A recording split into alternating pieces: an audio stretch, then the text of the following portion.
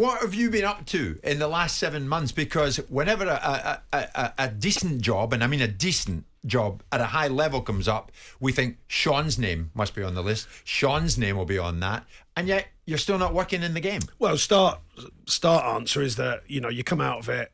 I didn't really feel like I didn't have energy for it. I was okay. Some managers come out and say they need a break. They're kind of low in energy. I was fine, getting on with it. We had 8 games to go. 8 games to go. I thought we could have done it.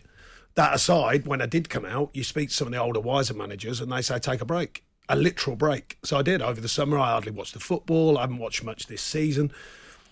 Some which I've gone through a minute is awkward because of the job, where I'm based in the Midlands now, you go to a job, the camera comes on you, they think you're there to get the job, you're not, you're just watching, and I've always thought that's the wrong thing to do. So certain grounds I can't go to just for that reason. Right. It's a shame. Right. But really over the last probably month, the bug starts coming back, the feel starts coming back, you start getting more involved, you cover the games more, through, obviously, like I say, not always live, but through the media, watching all the different games, and, you just get your feel back again. So like I say, I wasn't de-energised, I didn't feel like I needed a break, but it came my way and everyone advised me, make sure you take it. And you still believe that you could have kept them up? I mean, when you look at it, Burnley chairman Alan Pace said at the time it was an incredibly difficult decision. We feel a change is needed. Do you still feel that you would have got Burnley to safety if you'd been given the chance? Well, to be honest, I've always tried to think, as well as football management, of course, you have to look at what's on the pitch, but sort of logically, I try and build teams, I try and build a way of working through logic. And, the way I looked at it, if I was a business and you go, well, we're going to take that manager out and his staff who've been there, seen it, done it, we're going to get 3 novices in, that doesn't look like a good business plan to me. That's without emotion. That just doesn't look like a good business plan. That's not any emotion at all, because Alan's a good guy, treated me with respect, treated me very fairly in the sense of just sat me down, spoke to me, said, we're going to make a change, very clean, very simple. So I'm just talking logically. That didn't make sense to me. And then you add in the feel, because you go, well, hang on a minute, we've earned our spurs a bit in the Premier League, 7 out of 8 seasons and in the Premier League and 6 on the trot and all that. But the same token, did I want them to go down? No. Because what would be the point in all of us putting all that work in for so many years? Yeah, your ego kind of suggests, well, if they go down, that's the way it goes. But no bitterness, Sean. No, goodness me, no. What?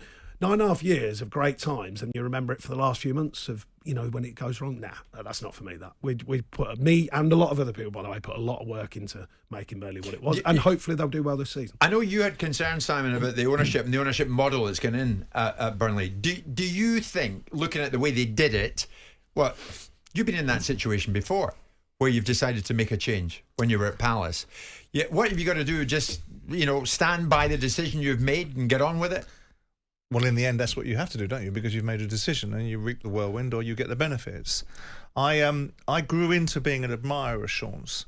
It wasn't necessarily because I was a detractor, but I wasn't an admirer. And as I was at a period of time watching him work and listening to him speak in the media, I felt that one of the most cohesive parts of Burnley was him in the dugout. And I thought the ownership change was jeopardy. Mike Garlick's a bright lad and knew his way around the industry, and Brendan Flood I knew, and I knew Barry Kilby back in the day when I was involved in football. And Burnley's a decent football club. It's not a big football club, but it's a decent football club, and has in its history of football, Burnley with Bob Lord was one of those chairmen that had a certain type of view of how football should be run. But I was surprised at the decision that was made, because I think you would probably more likely, not being there and seeing what's going on behind the scenes and the reasons why they felt that the players weren't either responding to Sean or there was a better direction to be taken that might have got them out of this nosedive.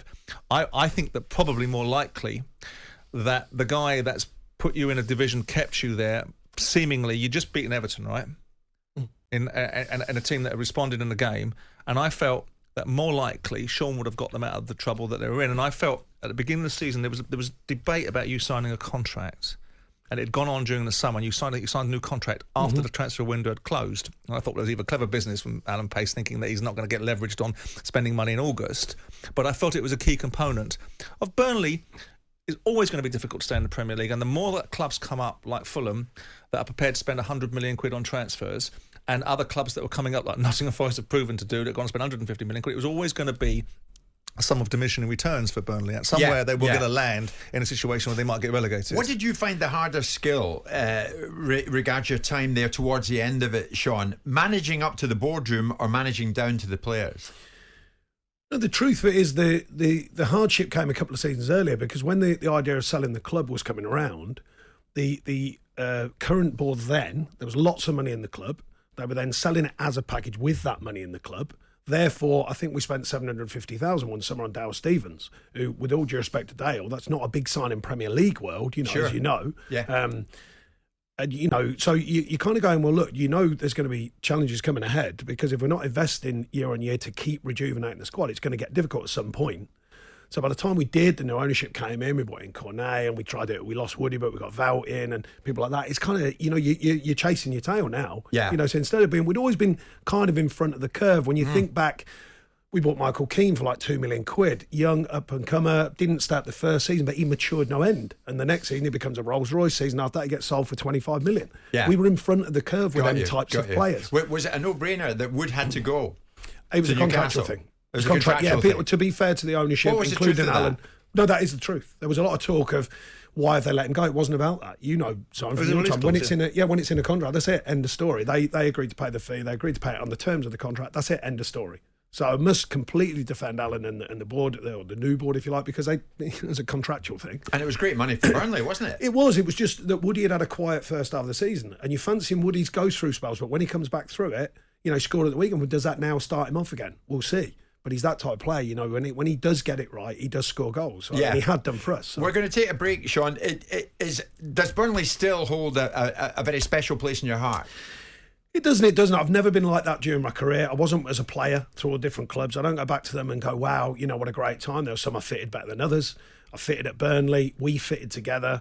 It's done. For me, it's done. What comes next? That's a big thing. And one day I'll sit back and have a glass of wine and remember all the good stuff. But to be honest, what comes next? That's the thing I'm interested in. It seems like every Luton fan in the land is saying, Sean, would you come to us? Would you join Luton? Would you take over from Nathan Jones? I had a window playing there on loan, which actually rejuvenated me after a real tough spell playing at Bristol City. So there's a connection there. But to be honest, 7 out of 8 years in the Premier League, I think I've earned the right to at least have a window to look at if a Premier League fancy me, Premier League club, if they fancy me or they want to interview or whatever they need to do to give me a chance. So, Eddie's a good example. I mean, he waited quite a long time. It was like 18 months or whatever, come round his way. I think I've earned the right to at least a window to be back in what I would describe one of the best leagues in the world, if not the best. Sure, but you're very comfortable in saying to us today, look, the Premier League is for me. I'm a Premier League manager. Hang on, currently.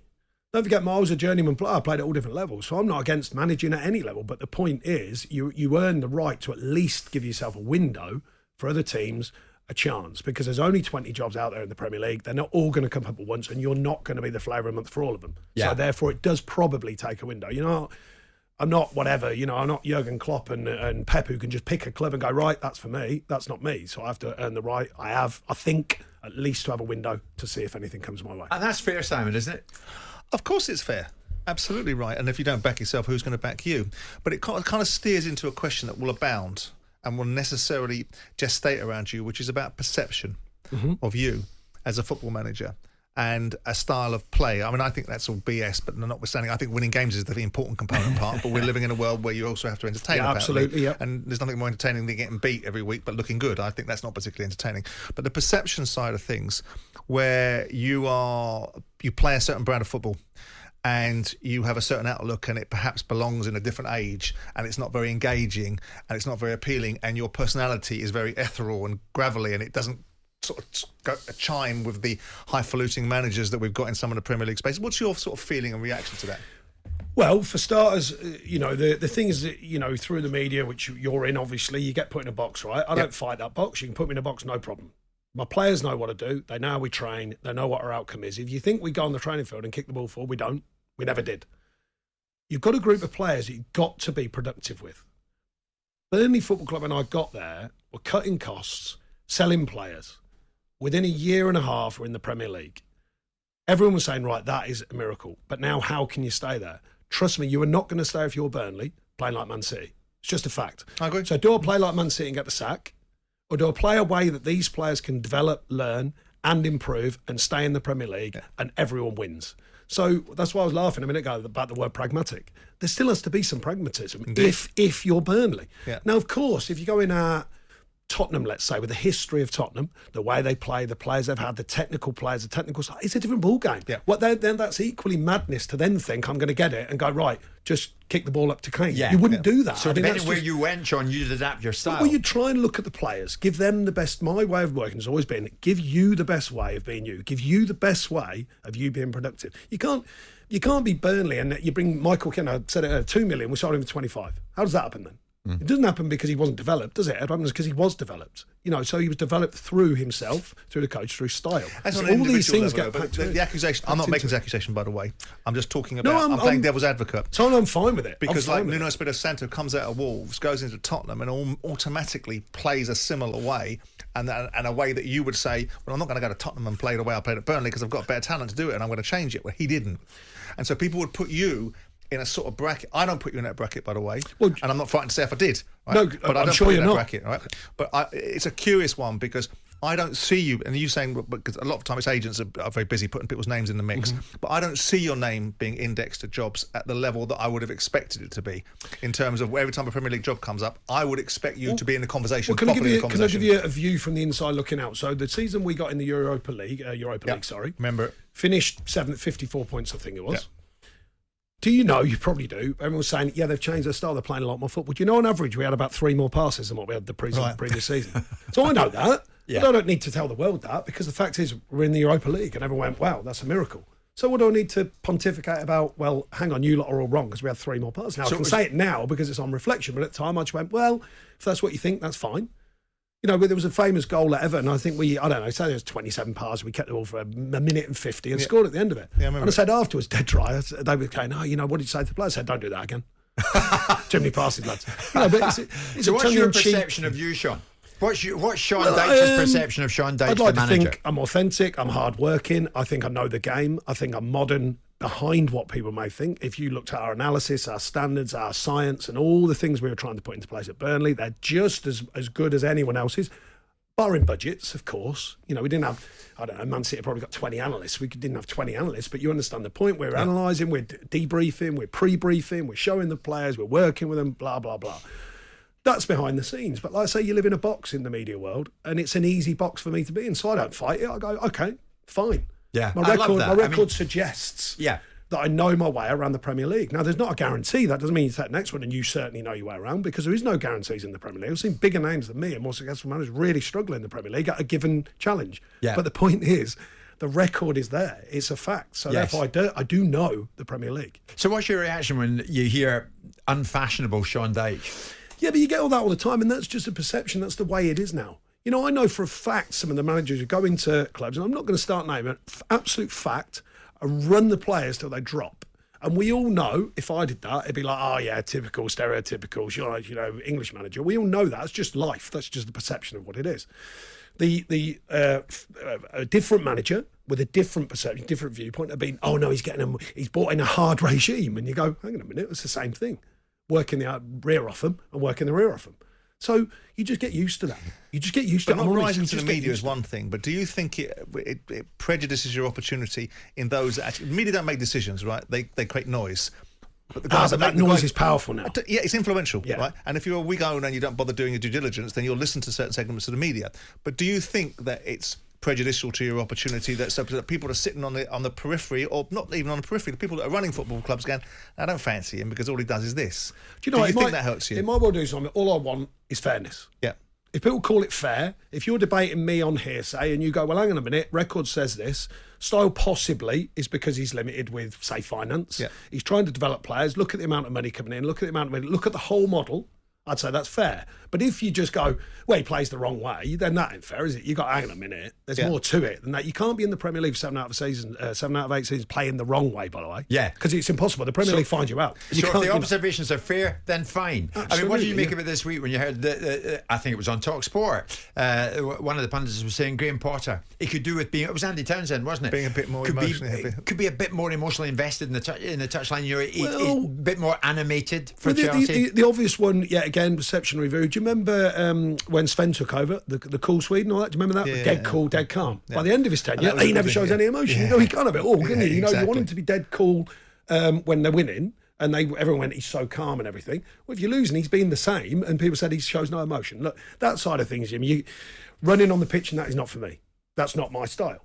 I don't fault people if they want to do that. Managers run up and down the line, fault and jumping in and that's fine. Different strokes, different Yeah, folks, right? exactly. It's just a style thing. Tell That's me not this right before we or hit the wrong. break. Former pros getting into management. Rooney, Lampard, Gerrard, company. Is it a positive for the game, Sean, do you think, or is it risky for established managers like yourself that this crop are coming through and they seem to land the plum jobs? Well, that's another thing. That's the way it goes. I'm not bothered about that. If you're good, you're good. If you're not, you're not. The game will find you out. What I would say is it's good for the game if British managers are coming through, because we've all spoken almost about foreign managers being in front of the curve. Well, if British managers like Graham Potter get a chance, and other managers, Brendan's coming back to a sticky spell, but his record suggests he'll come through it, then you go, but that's got to be good for British coaching, British management, and the view of British coaches as well. Yeah.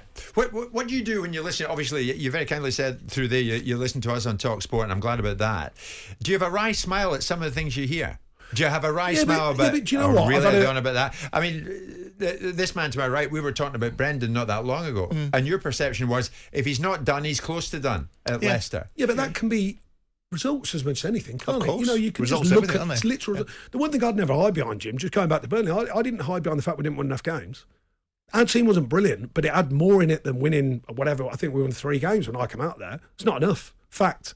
I know I'm better than that, and I think the team were better than that. Yeah. So that's a fair. You know, someone's struggling. You have to look at the results as well. You have to go, well, they are struggling. That's just a fact. Sure. Going back to the views, I honestly have no problem. I think it's fair to say I've got a good relationship with the media. I've had my fair share of knocks. I get my fair share of praise. I like to think I'm balanced, and I like to think I know you've got a job to do. So I'm not going to start crying. I've had a couple of unfair ones, and I've put that across to people, but very rarely. Very rarely. Very rarely. Jim White and Simon Jordan. Monday to Friday mornings from 10 on AM, on DAB, via the talkSPORT app and on your smart speaker. talkSPORT.